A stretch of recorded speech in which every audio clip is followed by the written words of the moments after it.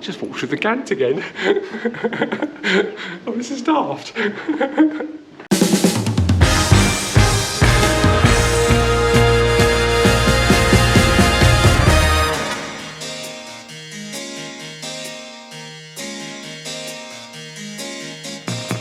Hello and welcome back to my channel. And you join me today in Braintree in Essex. And I'm going to take a little walk around this old market town. But I'm not going to do this video alone because I'm actually teaming up with another YouTube channel. The channel is called Stephen and Yhana, and they investigate history stories, genealogy stories, archaeology, and it's a really rather interesting channel. And I've had this meetup arranged in the diary for quite a number of weeks now, and I've really been looking forward to it. I'm meeting Stephen today, and together we're going to walk around the town and discover some of its history. There's quite a bit here. Yes, the town of Braintree is not too far from where I live, but it's a little bit closer to Stephen, so I'm hoping he knows a little bit more about the town than I do. But I'm going to make my way up from this rather interesting supermarket car park up towards the market square and to the town's museum. I'll leave a link in the description below to Stephen's channel. It really is well worth watching. I've learned so much from watching his videos. And if you're interested in, say, history, archaeology and genealogy stories, then this is one channel to watch. I'm just heading in now into the front of Braintree's museum. It's the former Manor Street School, built on the lands formerly of Manor Street Farm. There's been a school on this site since 1820, although the current building dates from 1862. It's got some really interesting brickwork on the outside, very decorative pattern. The school closed in 1990, and it's been the town's museum since 1993. But just outside the front of the museum is a rather impressive statue to one of Braintree's most famous residents, a man called John Ray. The statue is by the sculptor Faith Winter, and she's done a really good job in depicting John Ray's likeness.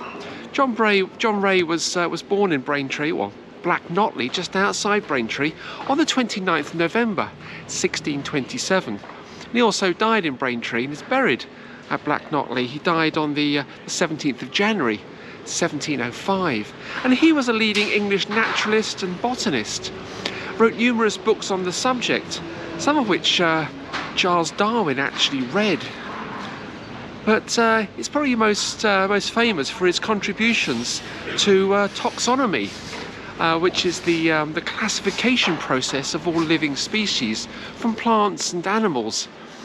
And the work that he did during his lifetime obviously helped Charles Darwin and probably countless others who have read his books. And his statue stands proud outside the museum. And what a fantastic little courtyard it is just outside the museum.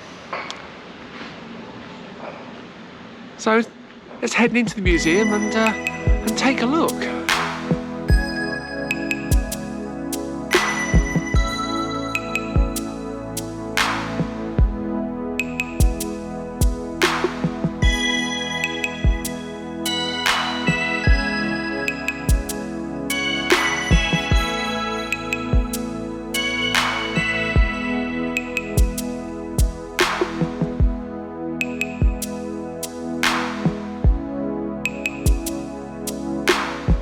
I've had a really interesting time just walking around the inside of the museum, and there's so much local history there, as well as visiting exhibitions.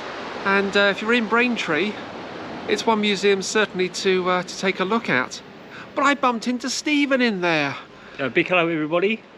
Hello. Hello. And we're now going to take a walk around the town of Braintree and hopefully Stephen's going to tell me a lot about the history of the town and perhaps fill in some of the gaps where my knowledge sort of lacks a little bit. No pressure then, no? No pressure then, no. So, should we start with the market square? Yeah, sounds perfect. Let's go.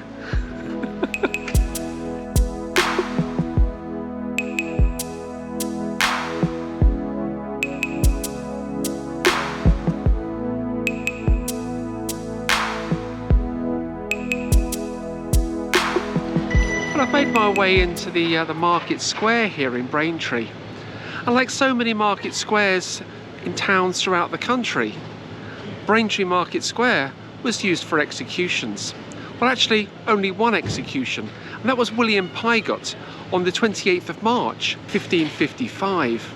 And he was burnt at the stake for being a heretic. But he wasn't the only person from Braintree to be executed, because there was the execution of Alice Aylett on the 27th of August, 1589. But she wasn't executed here in Braintree, but more likely to have been hung outside Molsham Goal in Chelmsford. And Stephen's actually with me at the moment, and Alice actually pops up in his family tree. So hopefully, Stephen, you can tell us a little bit more about Alice and perhaps her execution. Yeah, Alice was the wife of my 13th great granduncle, Thomas Aylett, who was a shoemaker of Braintree. Now, Thomas lived along Braintree High Street in the 16th century. Now, sadly, Alice was accused several times of witchcraft, the first time in 1579. And as Alice mentioned earlier, she was executed in 1589. Wow, that's fantastic to have somebody who was on the receiving end of capital punishment in your own family tree. That's really rather interesting. Yeah, Alice is her story is incredible, and it's one of those stories. I think you made a video, haven't you, about Alice? Yeah, there is a video on my channel about Alice Aylett. So I'll dig that out, and I'll put a link in the description to that. And she's one of those characters. If you're interested in genealogy and you're researching your family history, she's one of those characters that really stand out. And not just for me, but I have recently been approached by somebody who's creating this incredible memorial for witchcraft in the United Kingdom and getting them justice. And Alice Aylett really stood out for her, and she's created this beautiful piece of fabric. I can send you. I will send Alice across a picture, and we'll put that up on the screen as we're talking about it. We'll put the image on the screen so you can see what we're talking about. But that's a project, I think, for next year, isn't it? It is, yeah. Well, it's absolutely fascinating to find to come across Alice's story, and in connection with Stephen here. And until this morning, I didn't know about that story, so I'm really really chuffed to hear that information. So that's absolutely fantastic. But anyway, let's take a walk further down, and we'll see what else we can discover about the history of Braintree.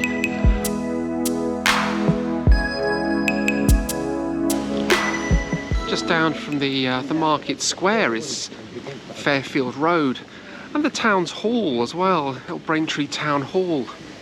Listening to the bells chime the quarters. That was made by a company called Gillet & Johnson back in 1927. That's the clock and the bells. I think they made the bell as well. They also made the clock at Selfridges in London. They were a Croydon-based company. They've made quite a few clocks and bells throughout various buildings around the country. It's quite interesting to come across some of them. But just down from the town hall is what's now a Wetherspoons. It used to be the Picture Palace Cinema. It started off life as the Embassy. It's been a picture place since 1912, when the original Embassy was built. But the current building dates from 1930s. Actually closed a few years ago, I think. It's been a Wetherspoons. Like so many cinemas, they've all closed down now. The bigger operators have out-of-town multi-screen complexes, and the small screens in the centre of towns have all been turned into Wetherspoons. It's quite interesting walking around the inside, because they've still got the the balcony with all the seating inside, although you can't get up there. But the layout is quite it's quite interesting. 'Cause you walk in where you would expect to find rows and rows of seating and a screen at the end, you've actually got loads of tables and a bar at the end where the screen should be. But it's instantly recognisable as a former cinema. They got one similar in Colchester, the old Playhouse. Used to be a theatre. And up in the balcony there, they still retain the old seating. A load of mannequins as well, to provide an audience. But there we go. On my left is the old Warner's Silk Mill. It was founded in 1870 by Benjamin Warner, and it's one of the great success stories of Braintree. They made the silks in the coronation robes for King Edward VII. Now, his coronation was on the 9th of August 1902, but it was scheduled for the 26th of June. But he went down with appendicitis, and it was Sir Frederick Treves who operated on him. Now, I've come across Sir Frederick Treves before when I was in Dorchester. I actually came across his grave in the cemetery, and treating King Edward VII is one of his claims to fame. And the other was that his famous patient was Joseph Merrick, and history knows him better as the Elephant Man. Warner's also made the robes for the coronation of Queen Elizabeth II. I think it was on the 2nd of June 1953. And just up from Warner's Mills is St Michael's Parish Church.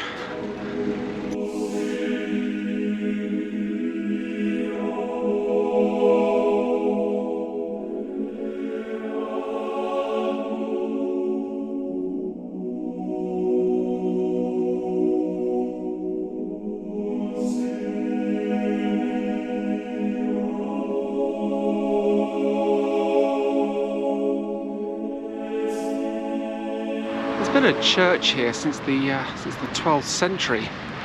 There wasn't one recorded in the Domesday Survey of 1086. That's not to say there wasn't a church here. It just probably had no taxable value, so therefore wouldn't have been included in the survey. But the main part of the nave and the chancel and the lower part of the tower dates from the 12th century. The tower was complete, I think, around 1240. It's been heavily extended in the 13th and the 14th century and in the 15th century, and underwent complete renovation in the 19th century, just like so many churches of that time.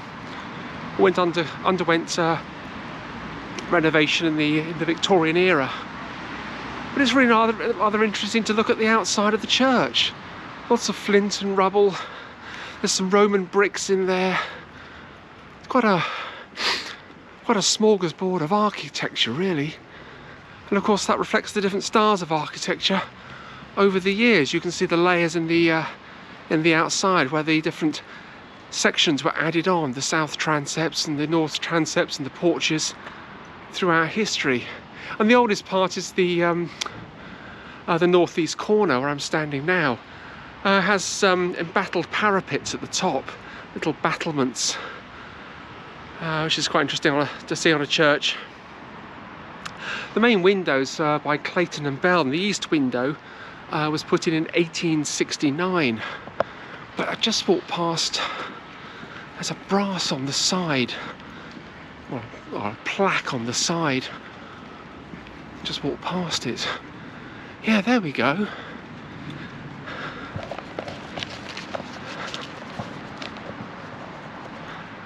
See it up on the wall behind me. It's to Samuel Collins, and he died in 1670.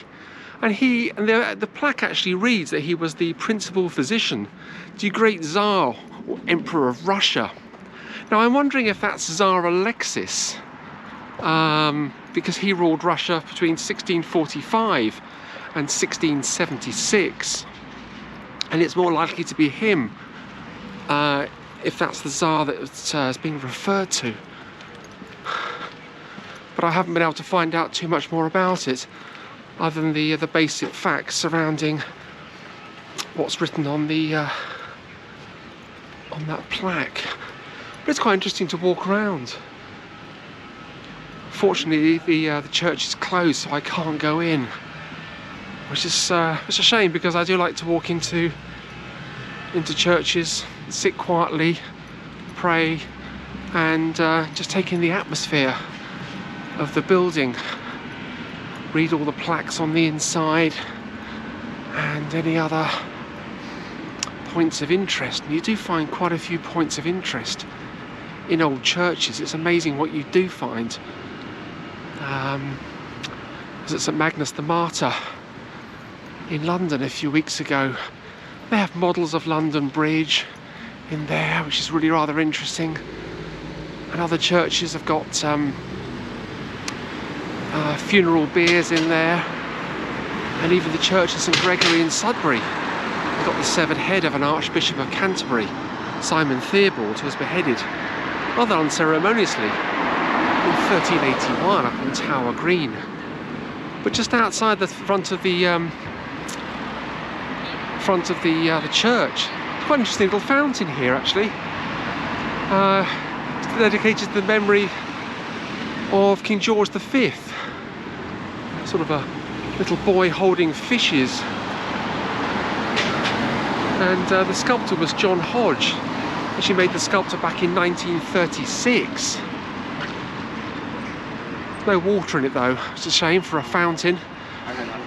They take the water out because people tend to fill them up with washing up liquid and detergent and things, and it makes a bit of a mess. So sadly, there's no water in there. But still nice to see anyway.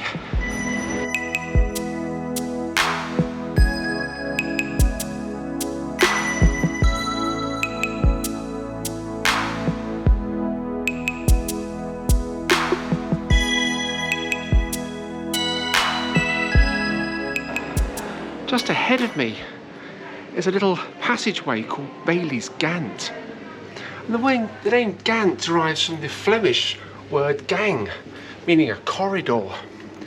And you only find Gants in Braintree. They exist nowhere else anywhere in Essex or in England. And despite Flemish settlers settling in Colchester and Ipswich and Hadley and other nearby towns and villages, you only see Gants in Braintree, and it's quite interesting to walk through them. In fact, I'm going to walk through this one again. It was quite fun. There we go, I'm walking through a Gant. Wow, this is really rather good.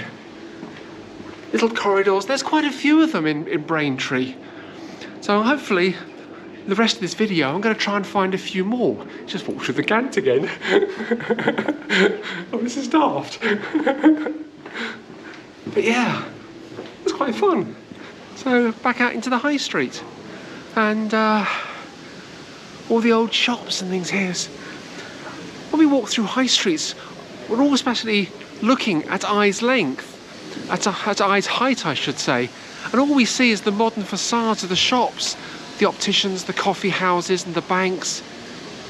But if we look a little further up, we see the architecture of the buildings, the interesting doors and the windows, the railings, the oriel windows, and we see the dormer windows up in the roofs as well. And because all these properties were built at different times, you really have a smorgasbord of architecture, and it's really rather interesting. So we've got a smorgasbord of architecture here on Braintree High Street, and some Gants. But now I'm going to find Stephen. He's around here somewhere. I think he's filming somewhere else in the high street. And we're going to meet up and we're going to head out towards the old Roman road that used to be in Braintree, and to the White Hart public house. And hopefully along the way we're going to find some more Gants. Just going to walk up Bank Street, looking at the map. And there are a couple more Gants up here. Let's have a look. Oh, there's a little alleyway just here. I wonder if this is a Gant. Let's walk through here and see what we can find. Gosh, this is a bit narrow. Oh wow. It's got to go somewhere. Let's have a look. Let's go this way. Where are we going? Where are we going? Oh, this comes out a little square. Yeah, a little square. One of the old back streets of Braintree. Do them later. And this is a Gant here. There we go. We found another Gant. And this one is Pig's Head in the Pottage Pop Gant. What a name that is. Brilliant name for a thoroughfare. What's this one down here? Goes through the little alleyway. There's another one down here. Oh, another passageway just here. Let's have a look and see what this one is. Top of Leather Lane, formerly Stony Lane. Yes, it's Osborne's Gant. There we go, we've got another Gant. There we go, another little thoroughfare between the buildings. Oh wow, this is absolutely amazing. If I hadn't looked at the map, I'd never have known these Gants were here. I've walked through so many different passageways and narrow alleys in towns and cities throughout the country, and even last year when I was in Trieste. But never through Gants. Normally these little alleyways are called something passage or something walk. I guess it adds a bit more fun being called a Gant. Anyway, let's go and find Stephen. I think he's up towards the White Hart, and meet up with him.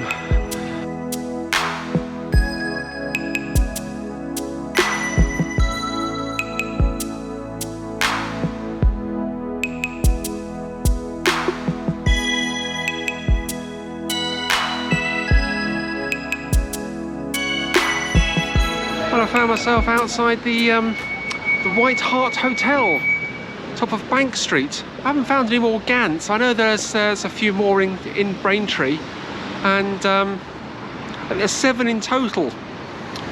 But that Pig's Head and the Peas Pottage Gant, it has to be the best name ever for a street or a walk through, a passageway, a thoroughfare. What a brilliant name that is. But outside the White Hart Public House, a bit of coaching in here since the 14th century. They used to run a stagecoach from here to Norwich via Sudbury. It's also on the intersection of a Roman road. This is the old Roman road from Coomaludnum to Verulamium, which is Colchester to St Albans.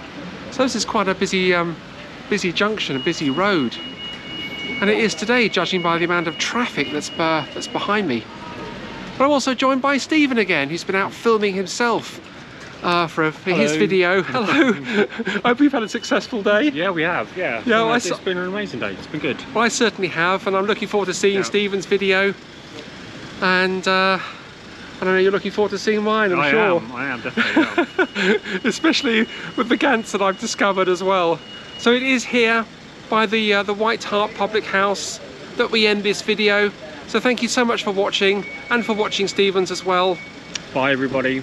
And we'll see you all again soon for another adventure somewhere else.